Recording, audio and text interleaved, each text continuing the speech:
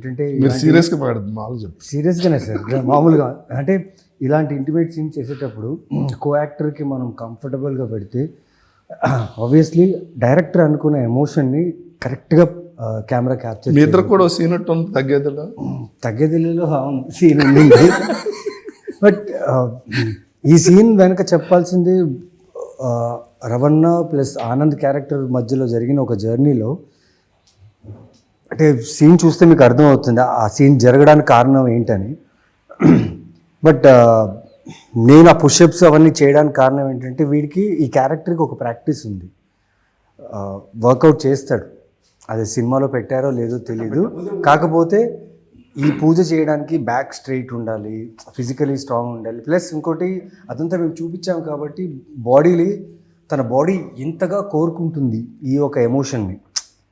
అంటే ఉట్టి బ్రెయిన్లోనే కాదు, టోటల్ బాడీ ఆ విషయాన్ని కోరుకుంటుంది. అలాంటి సిచ్యువేషన్లో ఆ క్యారెక్టర్కి వెళ్ళిపోయింది. సో అలాంటప్పుడు నేను ఒక వైల్డ్ థాట్లో ఉన్నప్పుడు నేను తనతో మాట్లాడాను, నువ్వు ఎక్కడైనా డిస్కంఫర్ట్ ఉంటే ప్లీజ్ నాకు చెప్పు, చెప్పు నాకు. ఎందుకంటే నేను లిమిట్ దాటను, I will be in the character zone only.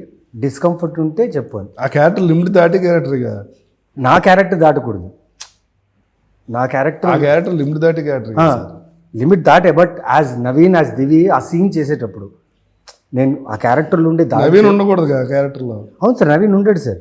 కాకపోతే తనకి చెప్పింది ఏంటంటే ఒకవేళ పూర్తిగా నవీన్ క్యారెక్టర్ ఆ క్యారెక్టర్లోకి వెళ్తే ఆనంద్ క్యారెక్టర్ వెళ్ళి లిమిట్ క్రాస్ అవుతే ప్లీజ్ నాకు చెప్పాను. బట్ లక్కీలీ మేము ఇద్దరు మాట్లాడుకున్నాం.